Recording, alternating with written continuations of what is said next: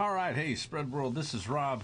I don't like to do these, and that is talk about NTSB reports, especially one that's as fresh as this one is.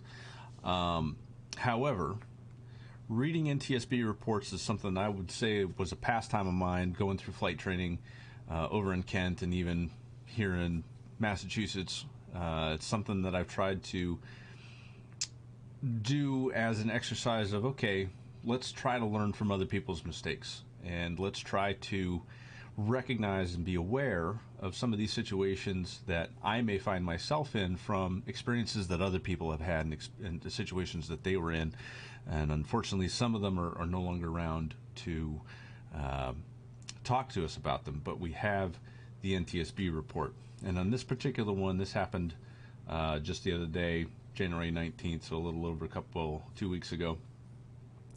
And was initially reading the report on the Aviation Accidents This Day in History Facebook page, and I came across the paragraph, and there was a very specific phrase in there that just, it irked me. And I'm not sure that the actions would have necessarily changed the outcome, but it may have. It may have.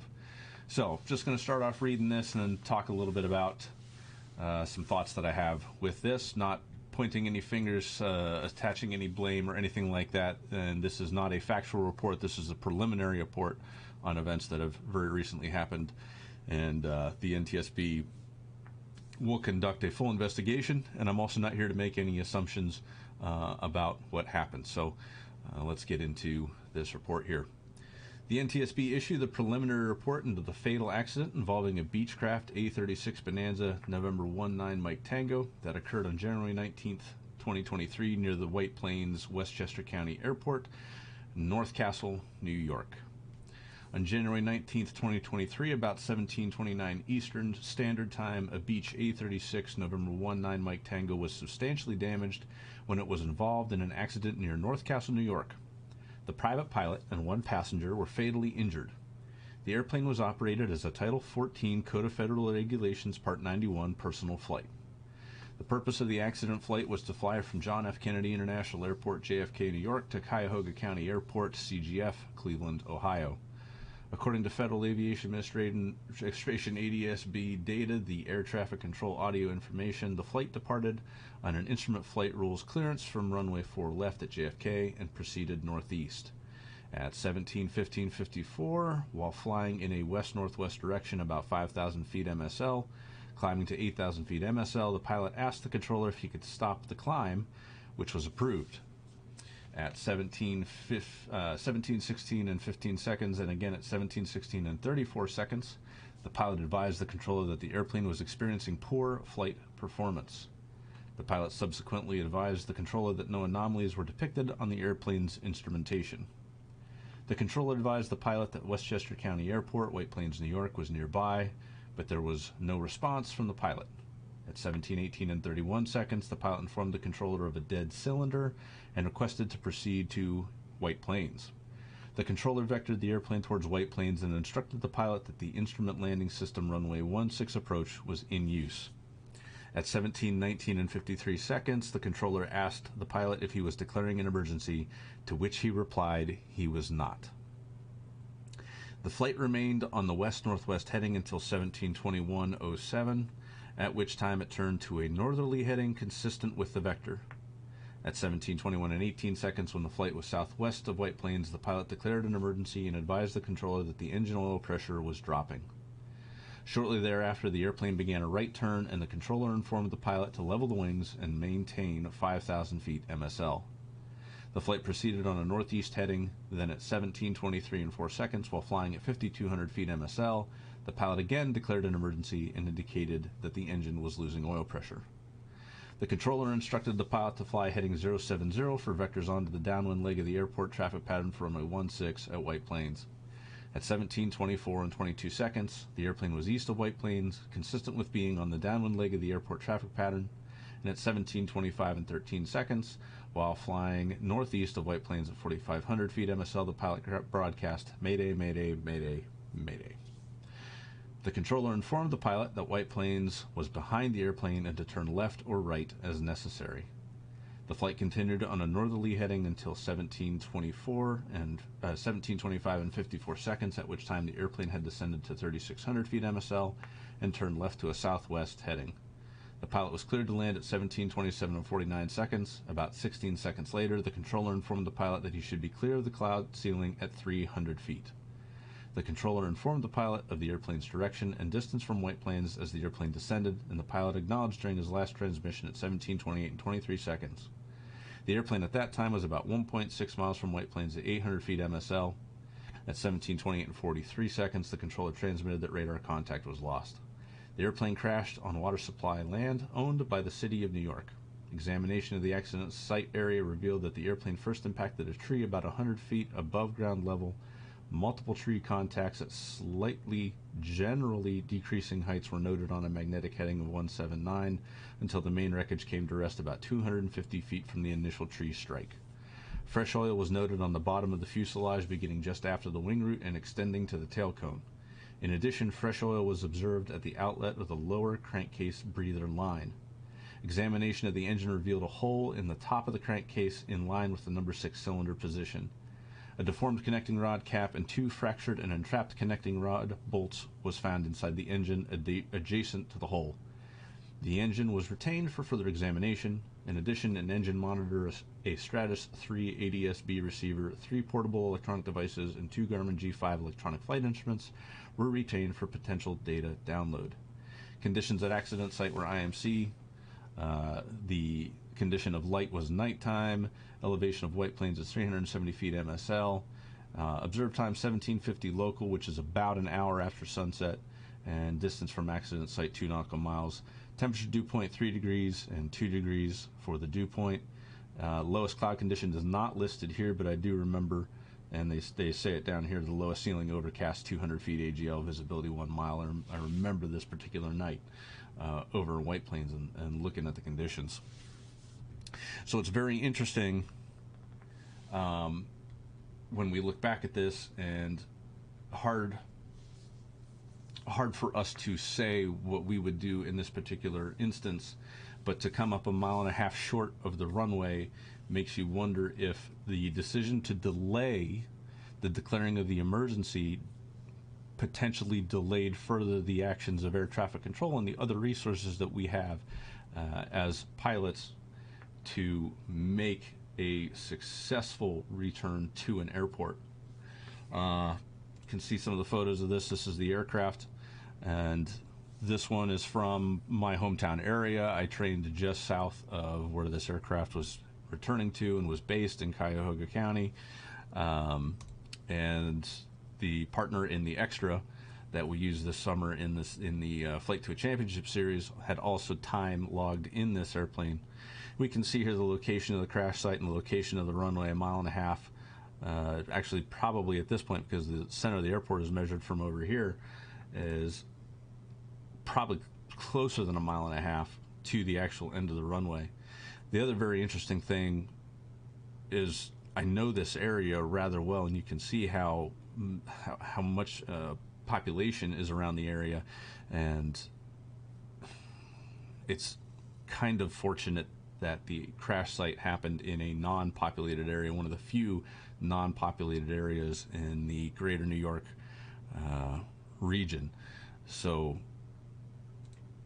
almost made it. And unfortunately, I believe that there were 3 souls on board this aircraft at the time. Examining the flight path, we can see this is about where the climb stopped.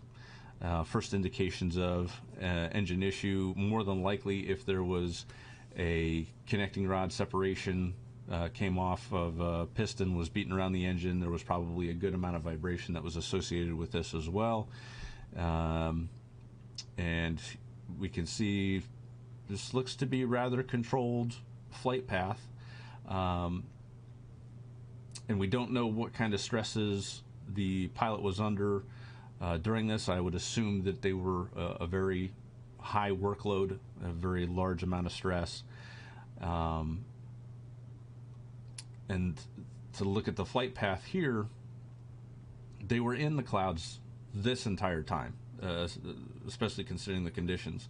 But we see how much of this flight path involves flying away from the airport and not making whatever was necessary to make it to here. Now, in this same situation, with it being low IFR conditions and overcast 200 feet, I'm not sure that the probability of survival was greater than 10% during this event. But I do wonder about the delay in time it took to declare the emergency and the not keeping the aircraft in a position to, no matter what, at least crash at the airport, even in the clouds.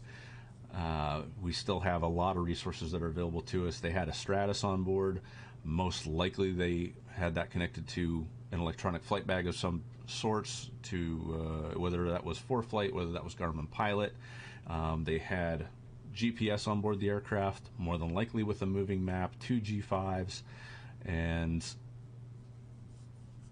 probably partial power for a fair amount of time. But what I want to focus on is the declaring of an emergency. And contributor and friend of Spread Aviation, Mike Peasley, wrote an article back in 2020 after he and I had several discussions about declaring emergencies. And in episode 27 of the podcast, we discussed declaring an emergency. And so we wanted to encourage people to use the resources that are available to you when you declare an emergency. Just the other day, I was flying in a multi-engine aircraft up at 25,000 feet, and we had a generator come offline. That was on engine number 1. Engine number 2 had its own alternator. It was making good power. That we were doing just fine. We didn't even have that much of an electrical load on the aircraft at the time, so it really wasn't that big of an issue. But we got an annunciator on the light we got a light on the annunciator panel, pulled the checklist out, ran the checklist to try and get the alternator back online, and when it didn't come back online, we let air traffic control know. We declared an emergency at that time, and what that afforded us was the option and opportunity to do whatever we needed to do to take care of that emergency, get the aircraft back on the ground safely, and not endanger ourselves or anyone else on the ground.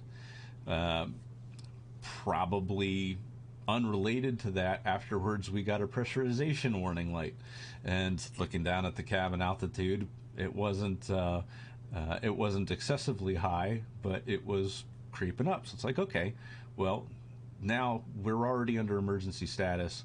We can start down and tell ATC what we're doing instead of waiting for permission to start handling whatever the issue might be, and get the aircraft to a lower altitude where we wouldn't need the pressurization as much.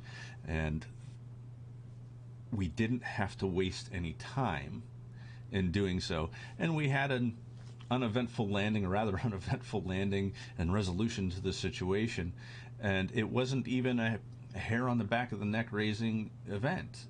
It was, I don't want to say a non-issue, but by doing what we needed to do and not waiting to exercise the rights that we have as a pilot to declare that emergency, to take care of and handle that emergency and use that PIC authority to get all of those resources of whatever we need, we had a successful outcome. And I hope that any of these accidents that we see, any of these accidents that happen, we are able to learn something from them. So don't be afraid to get on to ntsb.gov and start looking at some accidents and investigations and the dockets that they have over there, because for the completed investigations, they paint as much of a clear picture of what was happening using every resource that's available after the crash to put things together so that we as pilots can learn from other people's mistakes, to be aware of a situation developing, avoid a problem before it even gets bad enough to where we may have to declare an emergency. But then if we do get to that spot, to be willing and able to declare an emergency and get all of the help that we need from all the resources that we have. Too often, pilots have expressed a reluctance to declare an emergency because they're worried about paperwork or having to answer questions. I've declared probably 15 emergencies in my 20-year career. I have had to do paperwork one time, and that was more a, hey, good job, we'd kind of like to hear about it thing, rather than a, you need to defend yourself. No. It was more they wanted to understand so that they could potentially have a better process for what they were doing. The NTSB, the FAA, and the university, which is where I was working at the time. All the others, it was, hey, good job. Do you need any assistance? Okay, welcome back. And I would rather be here to fill out paperwork, to answer questions, than to be carried by 6 or 8 and not be here to defend myself. So, take a look at this article, CRM of Declaring an Emergency. It's on the homepage of Spread Aviation. You got to scroll down towards the bottom, and we moved the page around a little bit. But this is just such a fantastic article by Mike Peasley, who's a safety expert himself. He flies medevac now, so he's going up in situations where people's lives are on the line, and he's got to make these decisions all the time. So, thank you very much for joining us. I look forward to reading the final report from the from the NTSB when it does finally come out. I don't intend this to be a Dan Greider kind of thing or anything like that, but I want to encourage you, please, if you're in a situation where your workload is elevated because things aren't going the way that you want them to go, don't be afraid to declare that emergency. Get all the help that you can as soon as you need it. Don't wait.